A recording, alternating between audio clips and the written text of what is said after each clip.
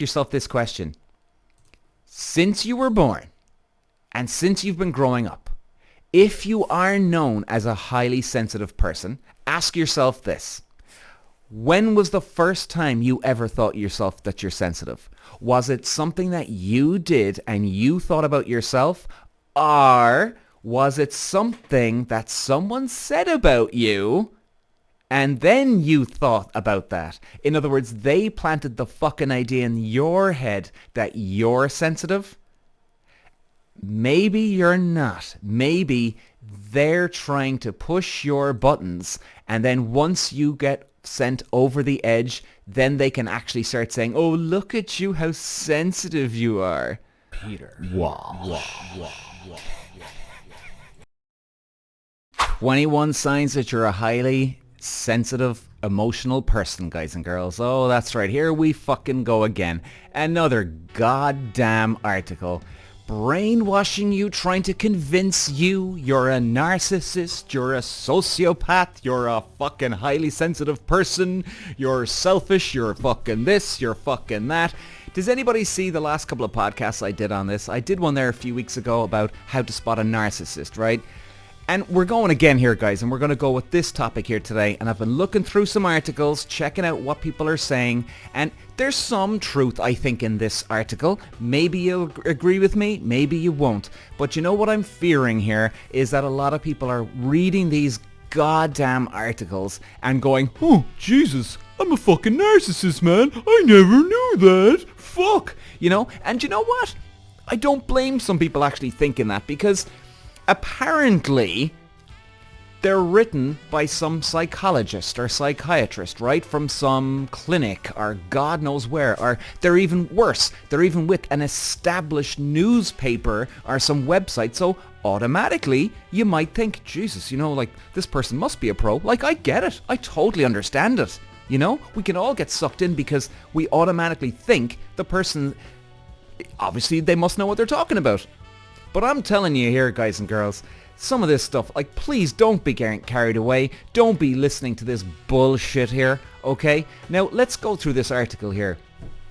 And just check out my other ones if you're on about, like, if you think that you're a narcissist. Like, I was even defending I wasn't defending narcissists. I was even defending assholes. Like, we can all be an asshole or a bit selfish from time to time. But it doesn't mean you're a goddamn narcissist, you know? And like even some of these articles, I see the comments below, gee, I never thought that about me, but it's made me think twice. Like, fucking hell. I'm telling you guys, there's a lot of people out here that are trying to fucking brainwash you, and it just pisses me off. It really does. So I'm going to try and call bullshit here. If I see something I think that's worth calling out that's true, I'll call it out too. But again, look, it's only my opinion. Doesn't mean I'm right or wrong, but you know, just don't believe everything you fucking read, guys. You know what I mean? Alright, so here we go. So the heading here is 21 signs you're a highly sensitive person. So, highly sensitive people make up about 30% of the population. 3 out of 10 fucking people, they're saying, are highly sensitive. Alright, let's keep going. Here's how to know if you are one. A highly sensitive person, HSP, experiences the world differently than others due to a biological difference that they're born with. A biological difference, really? Wow, so it's not really their fault, is it? Fucking hell. Highly sensitive people are more aware of subtleties and process information deeply. This means they tend to be creative and insightful, but it also means they're prone than other to stress and overwhelm. What is a highly sensitive person? Here we go. A highly sensitive person is someone whose brain processes all information very deeply, including emotions, thoughts, and sensory input. This makes them more physically sensitive and emotionally sensitive than other people. High sensitivity is considered a normal, healthy, personal trait, although one that, like all personality traits, comes with its own advantages and drawbacks. HSPs are often negatively described as too sensitive. But being a HSP isn't a bad thing. Okay, well at least they're going with this now, you know, that they're not trying to call you're a fucking raging lunatic if you are a bit sensitive or maybe, God forbid, highly sensitive. I do believe there's very sensitive people out there, but let's keep going. Okay, the science behind highly sensitive people. Sensitivity is a personality trait that everyone has, but some people are more sensitive than others. This means that some people are low sensitive, some people are high sensitive, and the majority of people fall somewhere in the middle. You see, I'm going to stop right there. I'm pressing the buzzer here. What do they consider highly sensitive? What do they consider low sensitive? I mean, let's call a spade a fucking spade here, guys and girls, okay? You're out there in the world at the moment, and we all have a circle of friends. And there's always the one person in that circle of friends that can push your buttons. Now, maybe you are really sensitive, that they say one slight fucking thing, and then you go off the edge. Now, what if they're actually not really, in that situation, they're not really pressing your buttons. But what if they actually are pressing your buttons? What if the person is insulting you, jabbing at you, and they constantly go at you? And you know what isn't always the same thing? Do you ever notice this? That there's always that one person that will go for the below the belt jab. Like, it's not even a jab, it's a fucking insult, right? And anyone in the world would be fucking upset or offended by it. But yet, they then blow the whistle on you and say, oh, look at you, you're fucking sensitive, aren't you? And you're like, are you serious? You're calling me sensitive? And then, funnily enough, a lot of people can actually start believing that they're really ultra sensitive. And then you start throwing one little tiny jab back at them and they go to fucking pieces. Now, that's just one scenario, okay? But, you know, you've got to ask yourself this question. Since you were born and since you've been growing up, if you are known as a highly sensitive person, ask yourself this. When was the first time you ever thought yourself that you're sensitive? Was it something that you did and you thought about yourself? Or was it something that someone said about you and then you thought about that? In other words, they planted the fucking idea in your head that you're sensitive. Maybe you're not. Maybe they're trying to push your buttons, and then once you get sent over the edge, then they can actually start saying, oh, look at you, how sensitive you are. Go back to the root when you first genuinely thought that, oh my God, okay, geez, you know, Peter, you're fucking highly sensitive here, man. What's wrong with me? Why am I getting so worked up about this? Go back to when the first time, and believe me, guys, if this is something from inside you, you'll remember that moment in your life. Okay? So let's say you don't have some friend that's trying to wind you up, or a family member, okay? Let's say there's none of the above. Let's say you've actually genuinely had this realization that, Jesus, okay, why am I getting so worked up here? What's wrong with me? Is there something wrong with me? Am I fucking very sensitive? Am I tender? Am I fragile? Am I making an ass out of myself in front of everybody here? If you genuinely had that original thought in your head, you will remember the moment instantly, because it's a wake-up call. Now, if somebody planted that thought in your head and they've literally tried to convince you that you are sensitive, and they've been saying it so much that everybody else is jumping on the bandwagon now, and now you're known to be sensitive, well, maybe, just maybe, they're trying to brainwash you and manipulate you and take you out of the game. Maybe they want to be the number one. So maybe that somebody says this to you in a sport that you do or a career that you do. And funnily enough, maybe your worst enemy comes as your friend and they're trying to implant this bullshit in your head. Or maybe it's just a friend who's jealous of you, or they're just so miserable in their own lives that they have to have, quote, the bad guy worse than them. And they look for anything in you. Now, if you have a bit of brain cloud over this, I honestly reckon, guys, if you can't remember, gee, you know, Peter, when did you... Okay, Peter, stop. When did you ever think of this? If you can't remember the exact moment, I'm telling you guys, that did not come from your own voice in your head, because you'd fucking remember it.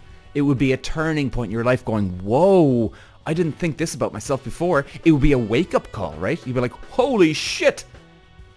Because you'd be looking at yourself in a different light.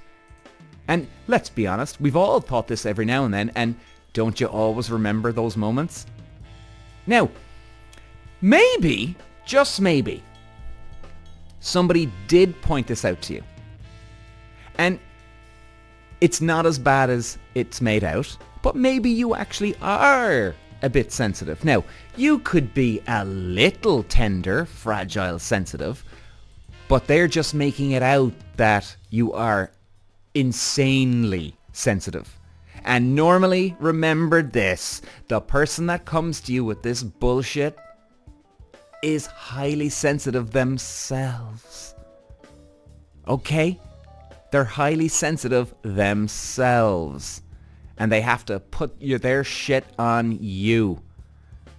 So, that's my point of that one, guys. If you can't remember the turning point of that flash in your eyes that, oh my god, I'm really sensitive, chances are somebody else implanted that into your brain. Okay, let's move on with this article.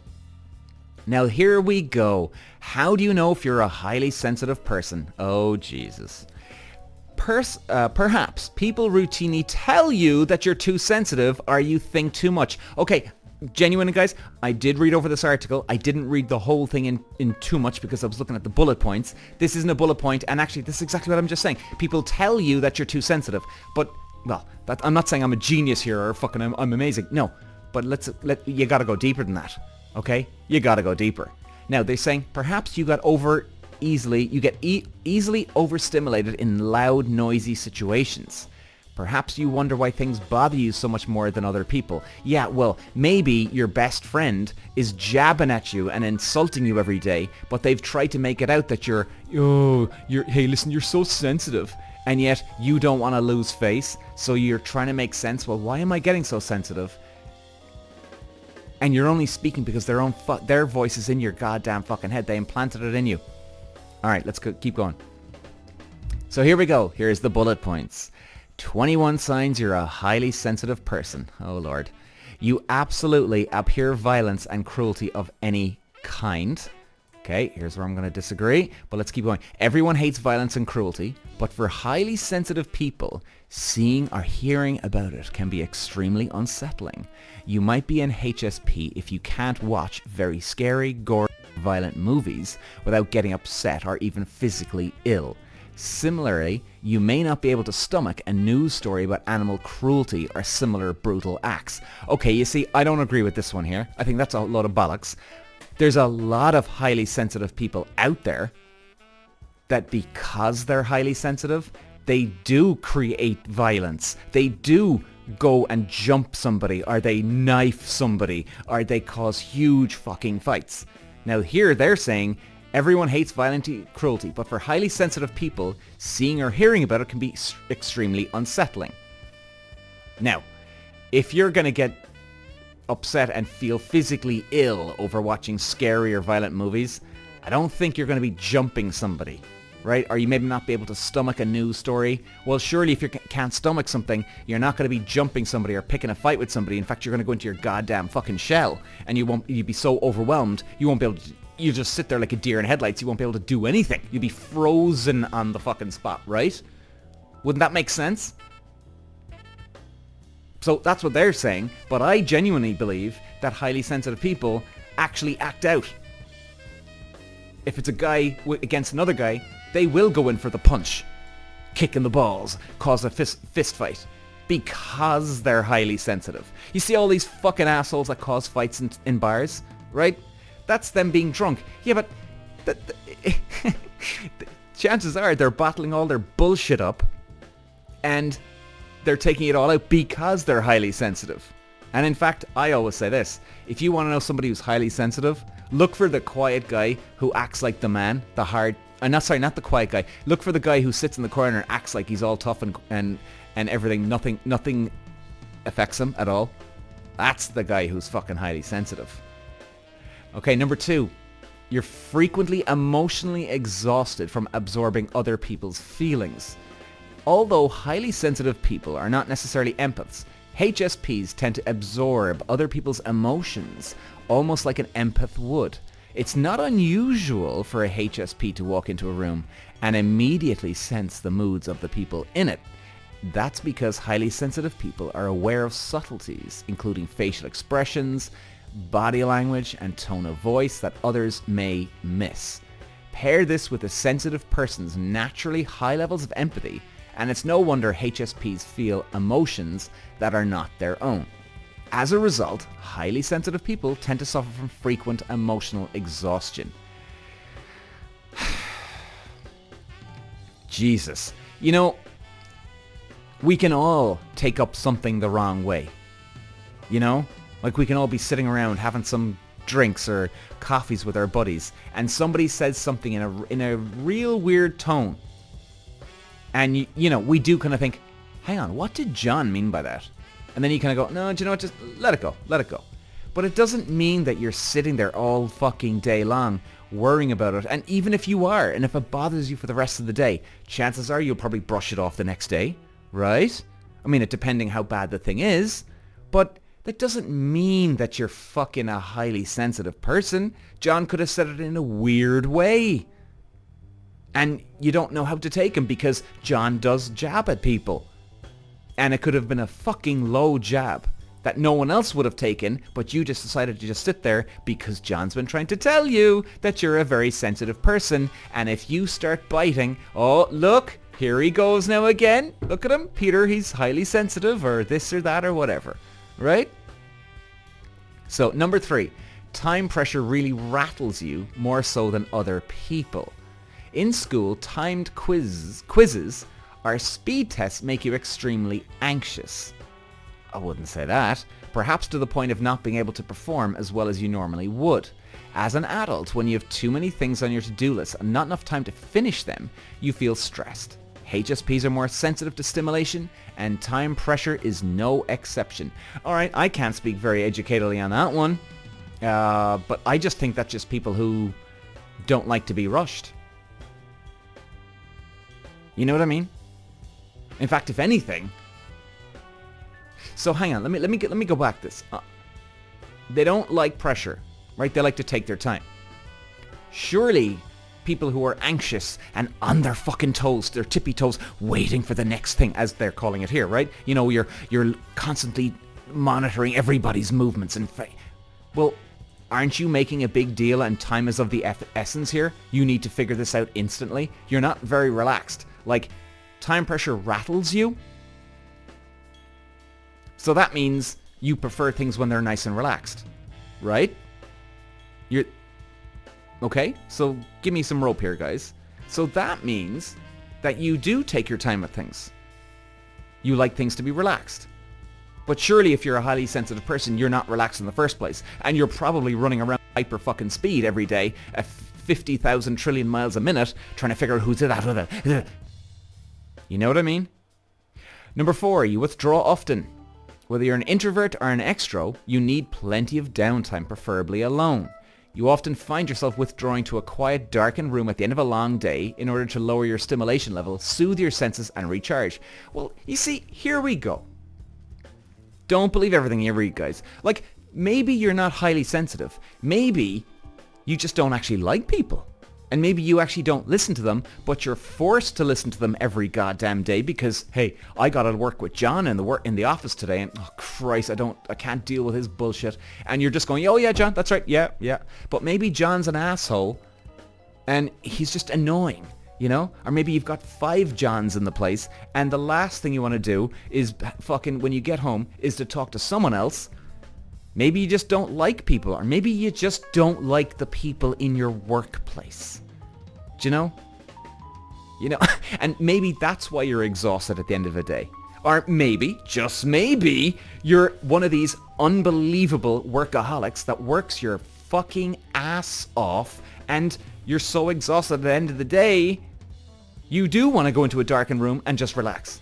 Maybe that's your downtime. Maybe that's the way you like to recharge. I mean, some people like to play computer games to relax. Some people like to sit in a dark room when they're relaxed, or to relax. Some people like to mountain climb when they relax. You know, I mean, are we going to call the people that mountain climb very hyper people that, geez, they can't even sit down for 10 minutes. They have to go relax. They've got to go climb a fucking mountain here, guys. Do you know what I mean? Like, you see, it depends where you're going here with this, guys. You can break this down at any fucking angle possible. Okay, here we go. Number 6. You think deeply. Bullshit. The cornerstone of being a HSP is you process information deeply.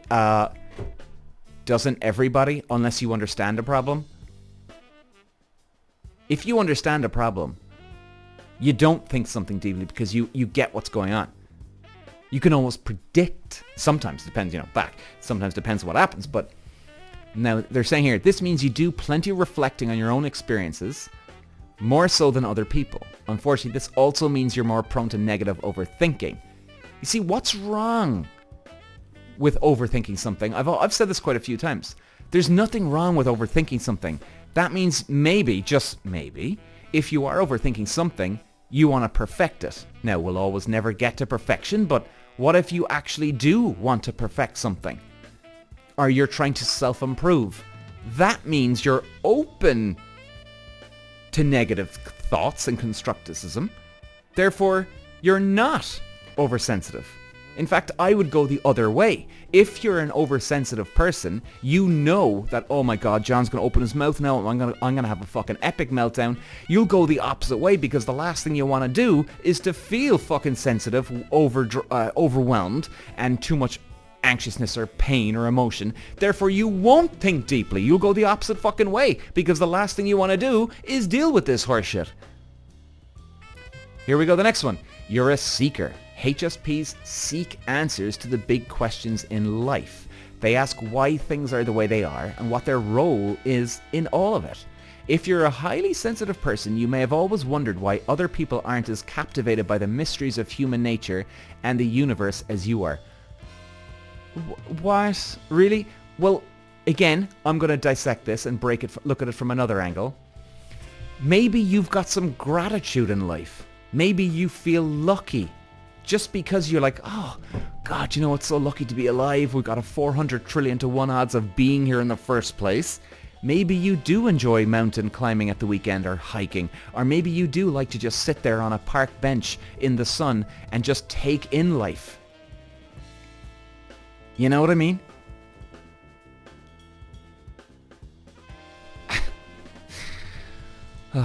Next one. Sudden loud noises startle you. Well, this could actually... Okay, hang on, sorry, I'll keep going with this one. For example, a loud motorcycle suddenly roaring by your window may really shake you. Really? Well, so now you're sensitive to human emotion. Now you're also sensitive to motorcycles.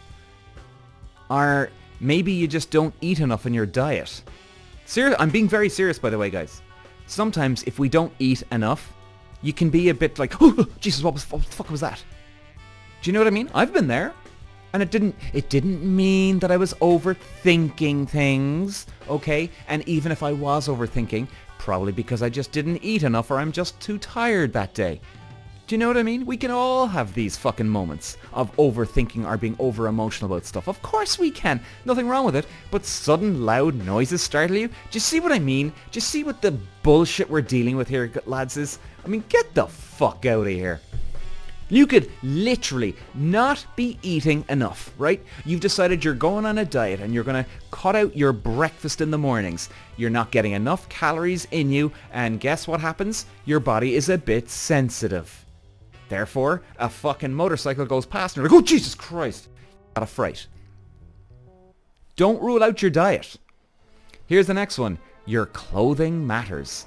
You've always been sensitive to what you wear.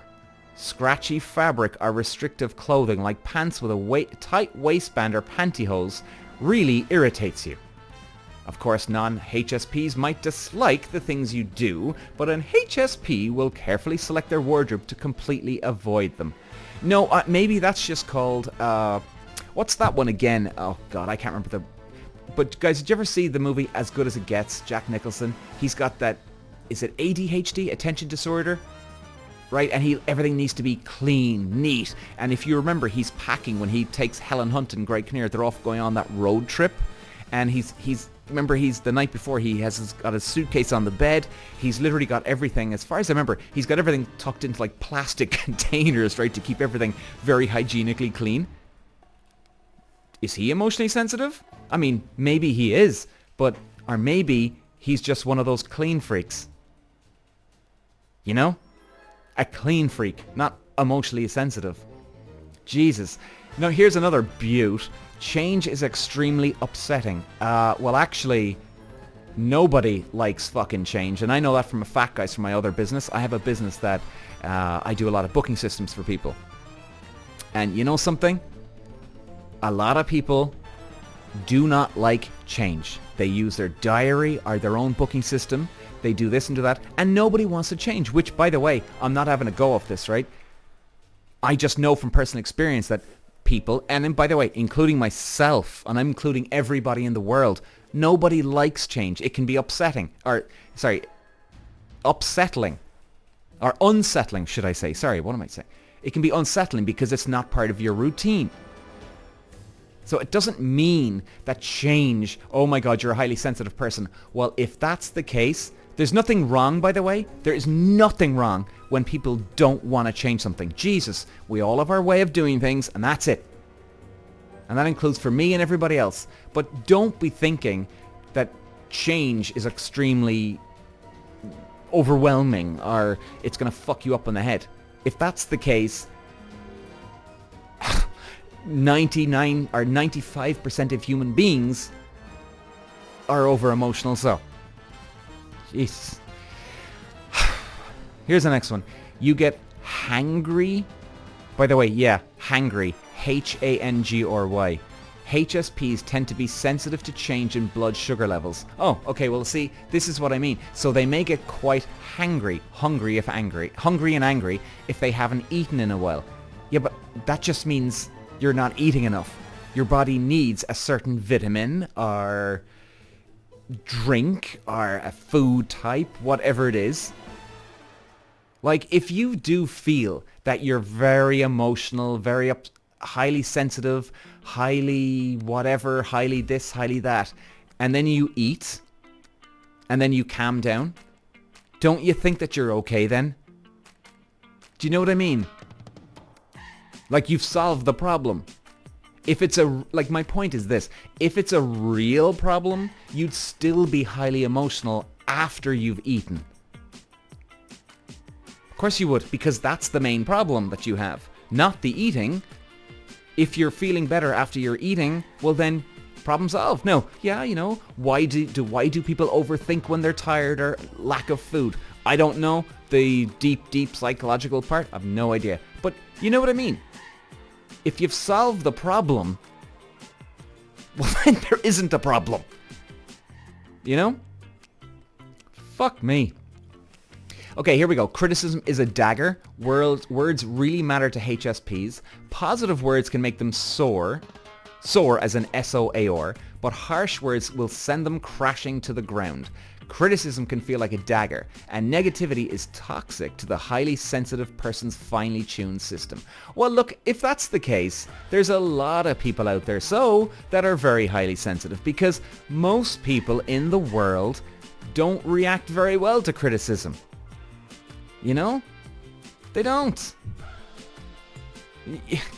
So, no. Jesus. Okay, let's see what else. You know what? Yeah, we're done. We're done. Yeah, we're done. So, look, guys. Yeah, a couple of bullet points here. Just total bollocks. I'm not even going to entertain this article anymore. Look, guys, in closing, as many of you know, I'm no fucking expert, but I can read between lines and a lot of shit. And I'm being very fair. Even in my last one, How to Spot a Narcissist. I mean, Christ, I was even defending assholes out there. We can all be an asshole, but it doesn't mean that you fall into the trap of being a narcissist. And that's the problem here. There's a lot of people reading these goddamn fucking articles, and I don't blame a lot of people because, you know, Jesus, we're trying to learn things, right? So we can fall into the trap of thinking, Christ, am I a narcissist? Am I highly sensitive? Fuck, you know? And like I said, guys, we can all fall into that trap. And I think it's very important for all us to be self-aware. You know what I mean? And again, here we go again today. Look at it from a different angle. If you think you're really sensitive, here's one thing, and in closing, Maybe it's your diet. Do you know when you've gone on a good healthy detox, you feel really good and you're not as emotional as you are? Like, listen to that. Maybe you're lacking a certain vitamin. Maybe you're lacking a vitamin A or a vitamin B, or even, hey, if you don't get a lot of sun, like a lot of people in Ireland don't, okay? You know, I know I've got overseas visitors, and hopefully you guys overseas listeners, hopefully you guys get a lot of sun. But in Ireland, my listeners over here, we don't get a lot of fucking sun here. And we lack vitamin D.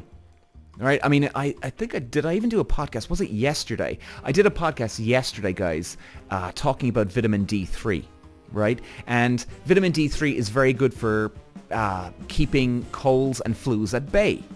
Now, every Christmas, I used to come down with a flu or cold. Every fucking Christmas.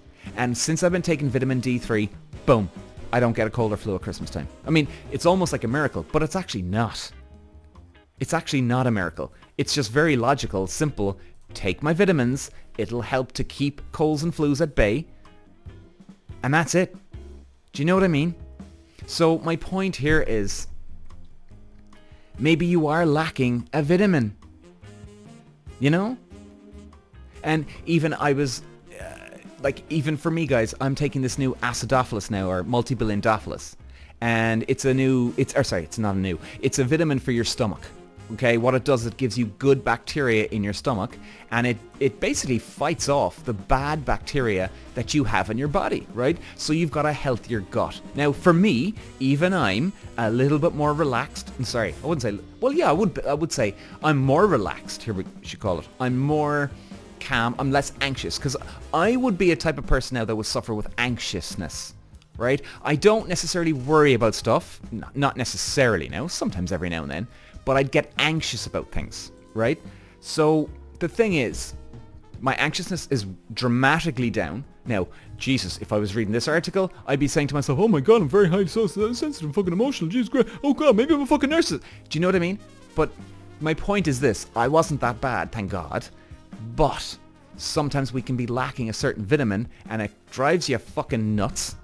Okay? Because you're lacking it and your body's actually screaming out for the goddamn vitamin, and it comes out in weird ways, right? So if you do get emotional about something, maybe it's not that you're emotional about that, it's the underlying current. Maybe you're lacking a goddamn fucking vitamin, and this is your body's natural way to scream out, Peter, Jesus, I need this fucking vitamin. And all of a sudden you start taking that vitamin and you feel great. So guys, I'll just leave it at that. Maybe you're not as sensitive as you think you are. Maybe your diet is not as good as you think. And it's driving you a bit fucking emotional every now and then. And don't believe everything you listen to. I'll leave it there for today, guys. Thanks for listening. Bye. Peter. Walsh.